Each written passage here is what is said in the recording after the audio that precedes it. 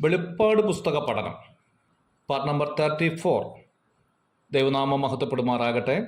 വെളിപ്പാട് പുസ്തകം 6-ാം അധ്യായത്തിലെ 5-ാം മുദ്ര പൊട്ടിച്ചപ്പോൾ സംഭവിക്കുന്ന കാര്യത്തെക്കുറിച്ചുള്ള വിവരണമായിരുന്നു നാം നടത്തിക്കൊണ്ടിരുന്നത്.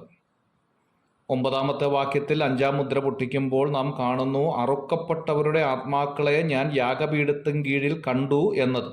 അറുക്കപ്പെട്ട ആത്മാക്കൾ ആരാണ് എന്നുള്ളത് കഴിഞ്ഞ ക്ലാസ്സിൽ നാം ചിന്തിക്കുകയുണ്ടായി.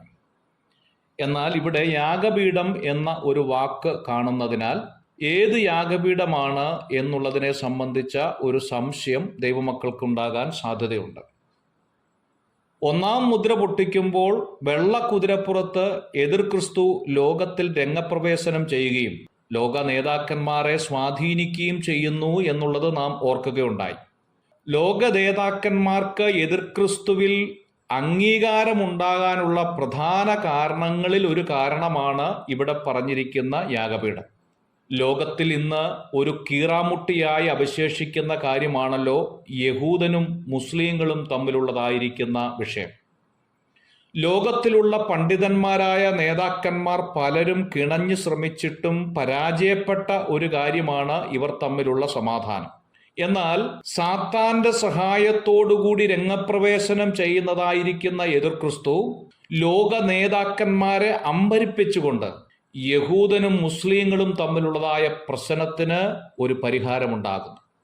യഹൂദന്റെ ആവശ്യം അവർക്ക് ഒരു ദേവാലയം ഉണ്ടാകണം എന്നുള്ളതാണ്. ശലോമോൻ പണി കഴിപ്പിച്ചതായിരിക്കുന്ന ദേവാലയ സ്ഥലത്ത് അവർക്കൊരു ദേവാലയം ഉണ്ടാകണം എന്നുള്ളതാണ് അവരുടെ ആഗ്രഹം. ആ സ്ഥലത്ത് മുസ്ലിങ്ങളുടെ ഒരു ദേവാലയം ഇപ്പോൾ വസിക്കുന്നു എന്നും കരുതുന്നു. ഈ തർക്കം നൂറ്റാണ്ടുകളായി തുടർന്നുകൊണ്ടിരിക്കുന്ന ഒരു കാര്യമാണ്. ഈ പ്രശ്നത്തിന് ശാശ്വതമായ ഒരു പരിഹാരം കാണുന്നതോടുകൂടി ലോകം എതിർ ക്രിസ്തുവിൽ അംഗീകരിക്കാൻ തുടങ്ങും.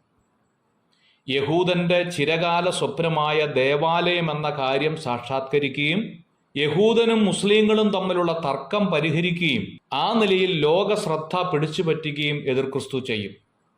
എന്നാൽ 2-ാം മുദ്ര തുറക്കുമ്പോൾ ചുവന്ന കുതിര പ്രത്യക്ഷപ്പെടുന്നു എന്നതുകൊണ്ട് അർത്ഥമാക്കേണ്ടത് അതുവരെയുള്ളതായിരിക്കുന്ന എതിർ ക്രിസ്തുവിന്റെ നയത്തിൽ മാറ്റം സംഭവിക്കുന്നു എന്നുള്ളതാണ്.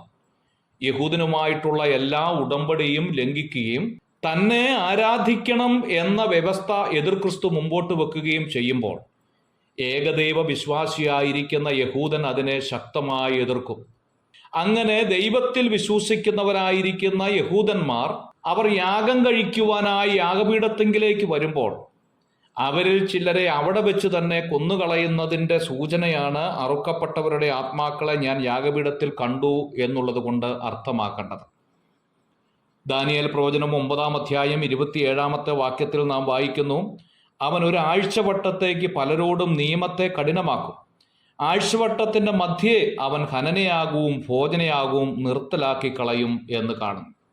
ദാനിയേൽ പ്രവചനം 8-ാം അധ്യായം 11-ാമത്തെ വാക്യം, 12-ാം അധ്യായത്തിന്റെ 11-ാമത്തെ വാക്യം, 2 തെസ്സലോനിക്കർ 2-ാം അധ്യായം 3-ാമത്തെ വാക്യമൊക്കെ ഇതിന് പ്രചോദനം നൽകുന്നതായ വാക്യങ്ങളാണ്. 11-ാം വാക്യത്തിന്റെ അവസാന ഭാഗത്ത് അല്പകാലം എന്ന പ്രയോഗവും കാണാൻ സാധിക്കും. മഹാപീഡന കാലാവസാനം വരെയുള്ള കുറച്ചു ദിവസം എന്നാണ് ഇതുകൊണ്ട് അർത്ഥമാക്കുന്നത്.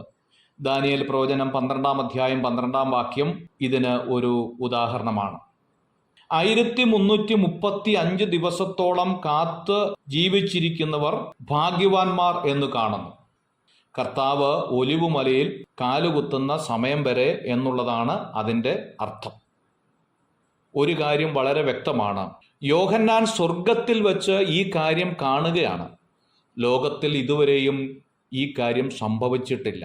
എന്നാൽ യോഹന്നാൻ സ്വർഗത്തിൽ വെച്ച് കാണുന്ന കാര്യം ലോകത്തിൽ ഇനിയും സംഭവിക്കാൻ പോകും എന്ന് ദൈവം തൻ്റെ ദാസന്മാരെ വെളിപ്പെടുത്തുന്നു എന്നതുകൊണ്ട് ദൈവത്തിന് തൻ്റെ ദാസന്മാരോടുള്ള പ്രീതി എത്രമാത്രം വലുതാണ് എന്ന് ഓർപ്പിക്കുകയാണ്.